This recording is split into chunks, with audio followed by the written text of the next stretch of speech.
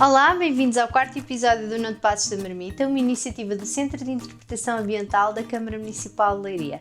Eu sou a Catarina Mamed, do projeto Business Cozinha Vegetariana, e hoje vou-vos falar sobre uma receita muito simples para que todos vós possam fazer aí em casa.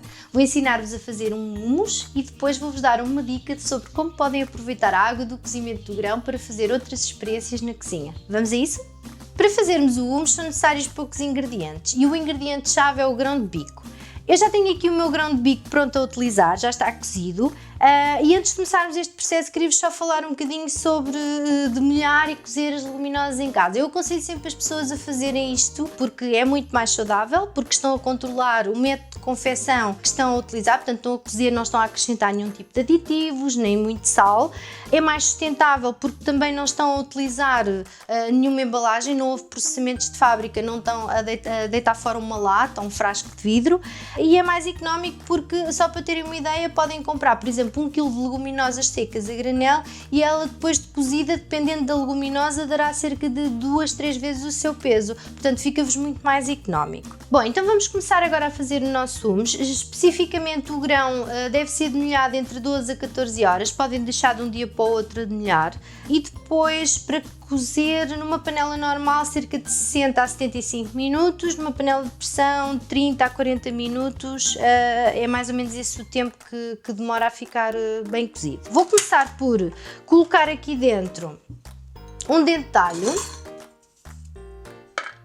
vou também utilizar o sumo de meio limão, vou também utilizar tahini, que trata-se de uma manteiga de semente de sésamo, é muito fácil de fazer em casa. Se vocês tiverem um bom processador, podem tostar as sementes de sésamo, não precisam de lhe acrescentar sal nem nada do género e depois colocá-la no processador até fazer uma manteiga, tal como fazem com a manteiga de amendoim ou com a manteiga de amêndoa, o processo é exatamente o mesmo. Como o grão também é um elemento-chave num bom hummus, o clássico hummus leva sempre o tahini. Eu vou utilizar cerca de 1,5 colher, 2 colheres de sopa de tahini. E antes de colocar o grão no processador, vou só processar um bocadinho estes 3 ingredientes juntos, para criar já uma pasta.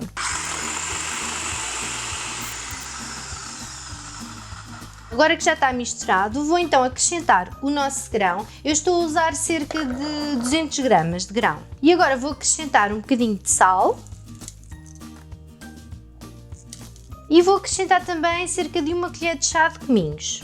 Eu gosto do hummus bem cremoso e para garantir que ele vai ficar muito cremoso, vou acrescentar também água aos poucos e azeite para lhe dar um gostinho. Tanto o azeite como a água não têm assim uma medida muito certa, depende do vosso gosto. Eu vou acrescentando e vou sempre provando, é um conselho que vos dou, provem sempre e vão ajustando o sal, os cominhos e até o sumo de limão se virem que precisa de um bocadinho mais de acidez.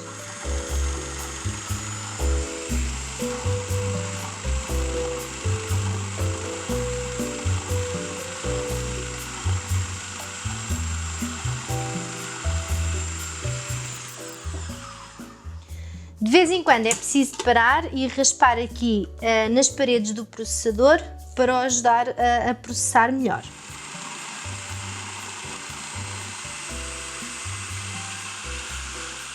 Já está a começar a ganhar uma consistência mais cremosa. Podem parar de acrescentar água ou azeite quando acharem que está com a consistência que vocês preferem. Bom, o meu hummus já está pronto, eu vou provar. Vou-lhe acrescentar um bocadinho mais de sal, que ainda não está salgadinho como eu gosto. Agora sim, está como eu gosto. Vou retirá-lo do processador. Eu deixei o meu hummus assim mais líquido, porque a minha ideia é palitar uns legumes e servir como a dip. Se vocês o quiserem acompanhar num prato, podem deixá-lo um nadinho mais espesso. Assim com esta consistência um bocadinho mais líquida, também fica muito bom se o utilizarem como molho para uma massa. Em vez de utilizarem natas ou outra coisa qualquer, podem utilizar este hummus como molho da vossa massa. Bom, então vou passá-lo para uma tacinha e vou-vos dar aqui uma sugestão de apresentação. Vocês também o podem utilizar como uma entrada ou até como uma pasta para barrar sandes. Fica ótimo para sandes com hummus e tomate, um bocadinho de manjericão, fica perfeito. Ao humus clássico, que é este que estamos a fazer aqui, podem também acrescentar ervas aromáticas, azeitonas, pimenta assado, podem fazer vários tipos de humus e acrescentar-lhe outros ingredientes que vocês gostem. Bom, então agora vou-vos mostrar como podem decorar e apresentar o vosso humus. Eu normalmente coloco um bocadinho de sementes de sésamo por cima, uma pitada de pimentão doce, para lhe dar cor, e um fio de azeite para ficar mais goloso. E aqui está, o humus simples e delicioso que podem fazer em casa. No primeiro episódio do Não Te Passes da Marmita, quando fizemos o nosso leite de amêndoa, eu referi que era necessário e era muito importante demolhar as sementes e as leguminosas. Porquê? Porque elas estão revestidas por uns agentes naturais que vão prevenir que a semente e a leguminosa, neste caso, germine precocemente. Com a demolha nós eliminamos estes antinutrientes, portanto, neste caso o ácido fítico, que vai inibir o nosso organismo de absorver os nutrientes que a leguminosa nos dá de forma eficaz. Cozi o grão, já fiz o meu humus e fiquei com o líquido do cozimento do grão, também conhecido como aquafaba. Este líquido tem a capacidade de se transformar numa espuma. Quando submetido a um stress físico, neste caso vamos utilizar a batedeira, ele vai aprisionar as bolinhas de ar e fazer uma espuma. É, portanto, um ótimo substituto para as claras de ovo em castelo. Portanto, não desperdicem. Vou-vos ensinar como é que se faz, é muito simples, é só necessário que a aquafaba esteja fresca, portanto quando acabarem de cozer o grão, coloquem-na dentro de um frasquinho no frigorífico e depois é só utilizar. Vou aqui buscar uma tacinha.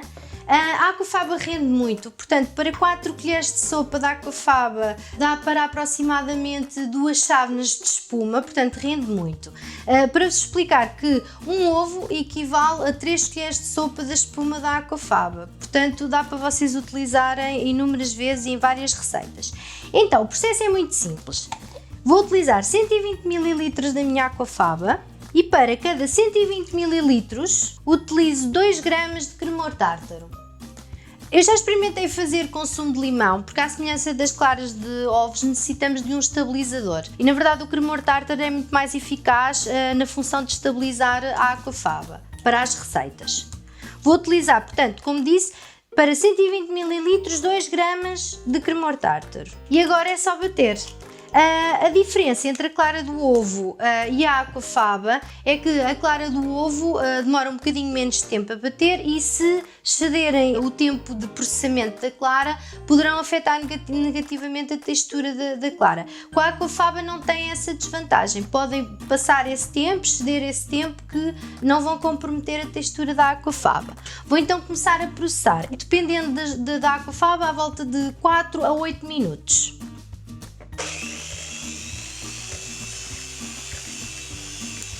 A aquafaba já está pronta, eu bati cerca de 5 minutos na velocidade máxima da batedeira e para vocês saberem como é que a aquafaba está no ponto é exatamente igual às claras em castelo, basta virarem, se não cair está no ponto.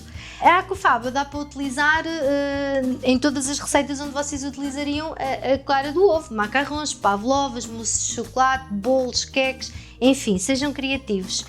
Estas são as minhas sugestões para o 4º episódio do Não Te Passes da Marmita, o humus e a aquafaba para não desperdiçarmos nada. Espero que tenham gostado e que experimentem em casa. Até à próxima!